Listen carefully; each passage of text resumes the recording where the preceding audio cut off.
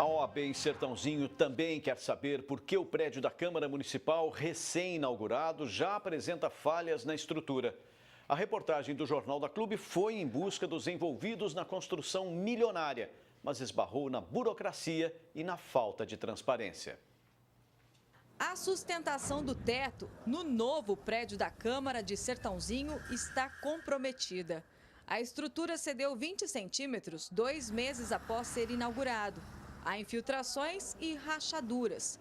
Cenário que, para a Ordem dos Advogados do Brasil, precisa ser investigado criteriosamente, já que o imóvel consumiu 13 milhões de reais dos cofres públicos. Nós, como instituição, fomos surpreendidos com esse episódio e, então, em razão dessa anormalidade, demonstramos uma certa preocupação e iremos acompanhar de perto todos os passos dessa investigação.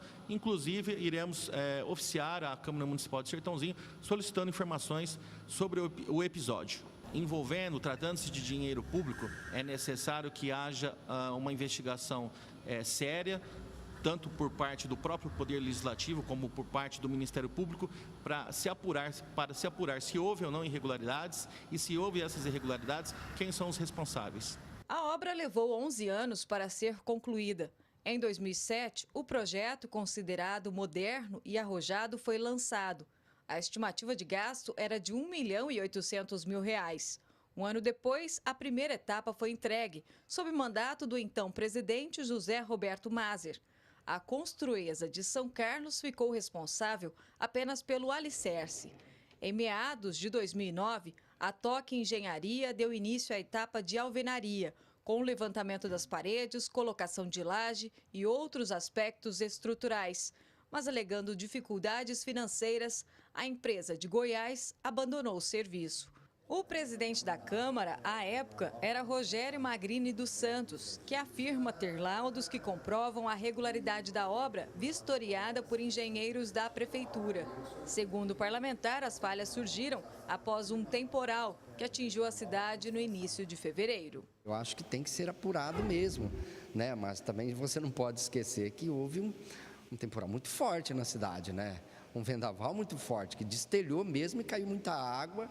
Infelizmente, a água, você sabe que ela infiltra, né, e dá problemas estrutural. Zezinho, atrapalhado, no entanto, não apresentou os documentos e nem forneceu o nome dos profissionais responsáveis pela vistoria. Mas a produção do Jornal da Clube apurou, junto à Comissão Especial de Contratos e Licitações, que Erlon Rodrigues e Carlos dos Anjos assinaram os laudos. O grupo, formado por funcionários públicos, também informou que os engenheiros municipais Haroldo Bernardes e Arnaldo Bonini acompanharam a retomada da obra em meados de 2013, quando a construtora Câmara e Grifo venceu a licitação para a fase de acabamento. Nesta etapa, Silvio Blancaco presidia a Casa de Leis, mas ele não foi encontrado para comentar o assunto. Já a empresa disse em nota que a construção foi executada de acordo com todas as condições exigidas nos projetos e entregue em 2016, sem que nada constasse pendente. A inauguração se deu em 2018, na gestão de Márcia Moreira, que também se pronunciou por nota. Informou que recebeu o prédio com alguns detalhes a serem feitos em virtude da passagem do tempo e que iria verificar o nome dos responsáveis. O atual presidente da casa também se isenta de responsabilidades e defende os colegas parlamentares. Lúcio da Rádio chegou a dizer que os vereadores não têm competência para fiscalizar e que, por isso, nenhuma das 6 mesas diretoras pode ser penalizada.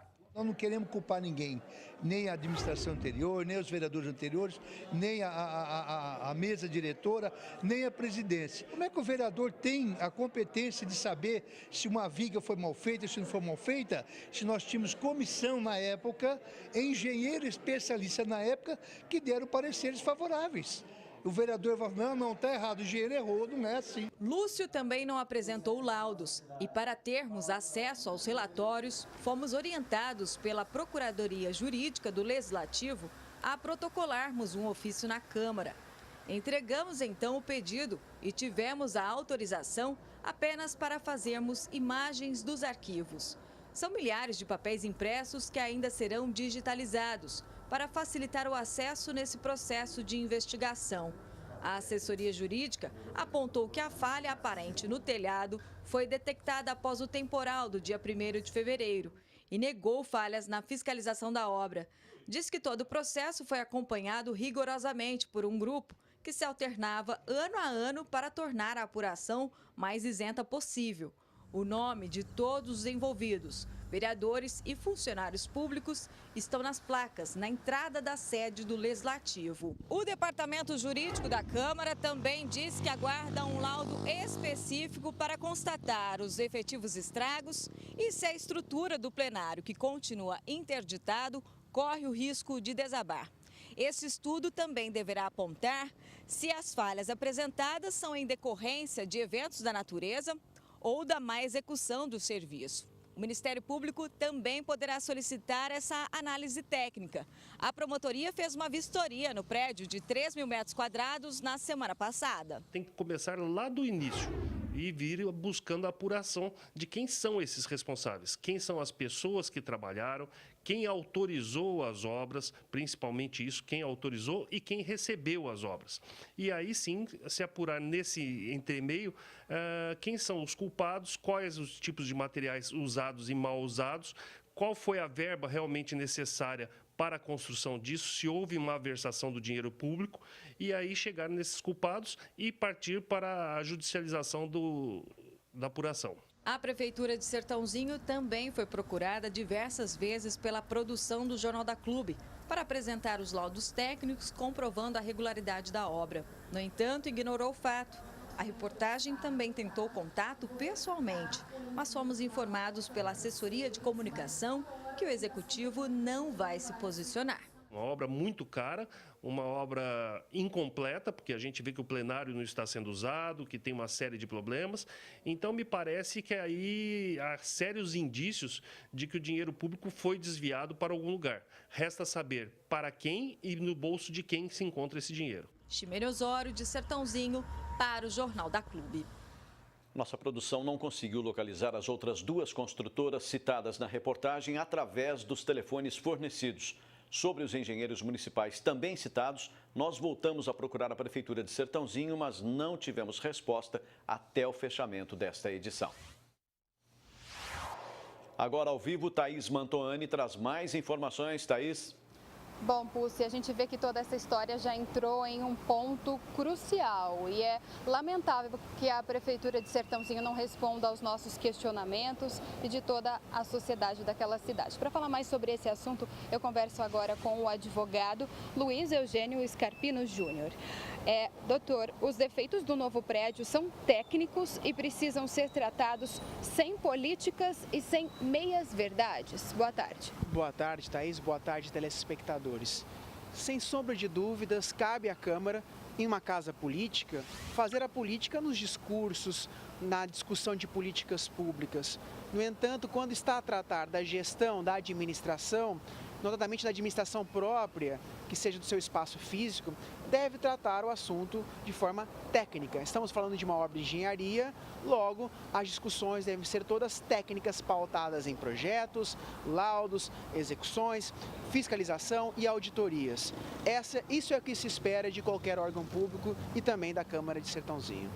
E as falhas técnicas que podem ter ocasionado a interdição parcial do prédio passaram pelas mãos dos políticos. A explicação disso é a falta de conhecimento ou má-fé. Existe outra alternativa que explique? Os vereadores possivelmente não detêm conhecimentos específicos de engenharia para fazer auditoria sobre esses processos. No entanto, tem conhecimento político de que, na qualidade dentro da despesa, para liberar um pagamento, tem que ter documentos que dão conformidade a isso. E muito mais do que isso, se não estão confortáveis, peçam estudos técnicos, peçam para um engenheiro para vistoriar como que aquilo está apresentando. Então, a partir de documentos técnicos contratados especialmente por isso, seja por um servidor, seja por alguém cedido ou alguém que tenha produzido algum trabalho técnico para corroborar a execução, os vereadores e qualquer gestor público terá condições de agir. Repito, não é obrigado a saber de tudo, mas você é obrigado a fiscalizar adequadamente. A Câmara não tinha engenheiros e se valeu dos profissionais da Prefeitura de Sertãozinho. Como a gente pode classificar essa atitude do governo em se recusar a atender ou mesmo responder a nossas reportagens? A falta de transparência nunca é benéfica em qualquer órgão público. Se existem laudos, se existe uma aferição das obras que foram feitas, se engenheiros trabalharam ali e aferiram as obras que foram realizadas, nada mais oportuno para esclarecer à população, à opinião pública, aos cidadãos, de que maneira isso aconteceu. Então, não é admissível que em 2019 não haja transparência com relação aos atos públicos. Esperamos que o poder público daquela cidade tome posturas rápidas para trazer aquilo que a população precisa saber. Publicidade e transparência sobre o que de fato aconteceu e por que hoje aquele prédio está daquela forma. E os mesmos vereadores que disseram ter visto os laudos garantindo a qualidade da obra, não poderiam simplesmente ter mostrado esses laudos? Esses laudos possivelmente estejam em poder de quem esteja na gestão da Câmara. Então é possível que antigos vereadores e gestores ainda não tenham esses documentos em mãos, caso tenham aprovado eventuais pagamentos. O que se espera é que os atuais gestores, seja da Câmara, seja daquelas autoridades que elaboraram os documentos, possam apresentar isso o mais rapidamente possível. É o que todos nós esperamos. Muito obrigada pela sua participação aqui no Jornal da Clube. Daqui a pouco eu volto com outras informações. Paulo Puzzi. Ok, Thaís.